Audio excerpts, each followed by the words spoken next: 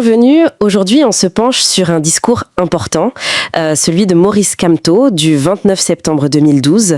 C'est vraiment l'acte de naissance du MRC, le mouvement pour la renaissance du Cameroun. Tout à fait, un moment clé. On va s'appuyer sur les extraits publiés par le MRC lui-même pour cette analyse. L'idée, c'est de voir un peu quelle vision pour le Cameroun était proposée à ce moment-là, comment ce nouveau parti se positionnait, ses principes fondateurs, quoi. Faut se rappeler le contexte quand même. 2 décennies de multipartisme et pour beaucoup un sentiment que, ça n'avançait pas vraiment. Donc, l'ambition affichée, c'était clair, offrir autre chose. Une autre politique. Oui, et dès le début, on sent cette volonté de rupture. Kamto y met de côté, disons, les attaques personnelles, la conquête violente du pouvoir.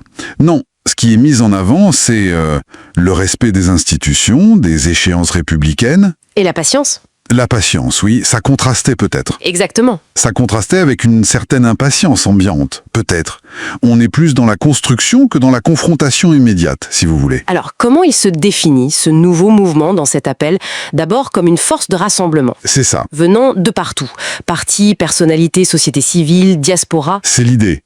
Rassembler large. Ensuite, un parti arc-en-ciel pour incarner la diversité camerounaise, historique, franco-anglo, socio-culturelle. Tout à fait, refléter le pays dans sa complexité. Et enfin, un parti de la modernité, pas juste techno, mais renouveler la gouvernance, connecter le pays et surtout un rôle important pour les femmes. Objectif parité, c'est dit, et pour les jeunes, intégrés dans les instances dirigeantes. Ce qui est frappant aussi, c'est l'accent mis sur la confiance. Reconstruire la confiance, en fait, à plusieurs niveaux, entre les citoyens et les institutions, entre les élites et les populations, et même entre le Cameroun et ses partenaires extérieurs. D'accord. Une tentative de dépasser les clivages, la méfiance. Voilà, en proposant un cadre différent. Intéressant. Alors venons-en à la structure du projet, ces fameux 5 piliers. On commence par le premier, le pacte républicain. Qu'est-ce que ça recouvre au juste ? Mais le socle, c'est la République, bien sûr. Liberté, égalité, citoyenneté, justice sociale, solidarité. Les bases. Mais l'idée forte, c'est cette fraternité républicaine. Fraternité républicaine ? Oui, l'idée, c'est qu'elle soit fondée sur des valeurs communes, partagées. Pour dépasser, c'est dit explicitement, les logiques ethniques, identitaires.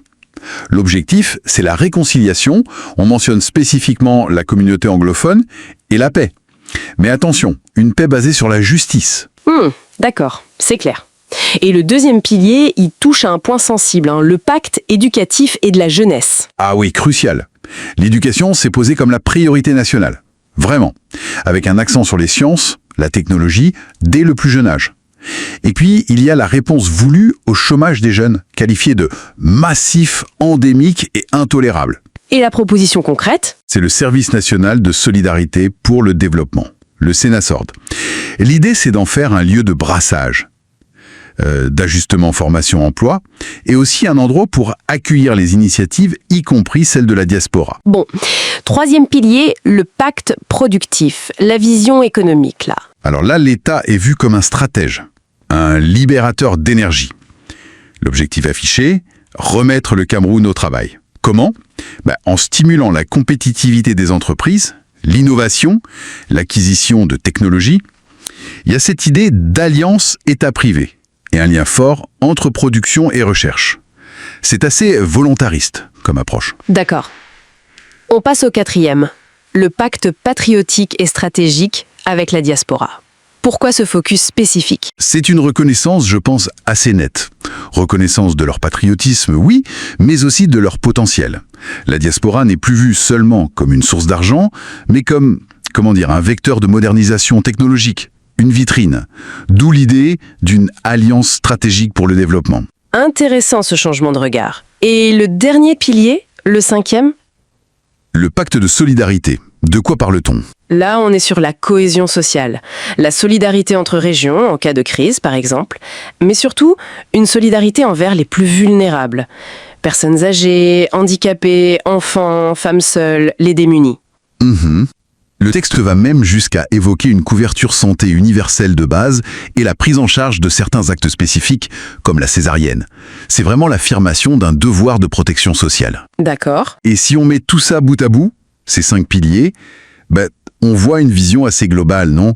Axée sur la modernisation, L'investissement dans l'humain, jeunesse, éducation, la mobilisation de toutes les forces, diaspora incluse, et puis renforcer le lien social. Le discours insiste aussi beaucoup sur la conviction, l'esprit de sacrifice, et cette nécessité de bâtir un parti de terrain. Donc, pour résumer un peu cet appel de 2012, c'est une sorte d'invitation à s'engager pour un projet de renaissance articulé autour de la paix, des valeurs républicaines, et une approche qui se veut moderniste. Comme tout le dit d'ailleurs directement, j'ai besoin de votre engagement, de votre disponibilité, de votre détermination. Oui. Et il ajoute, comme pour rassurer, n'ayez pas peur.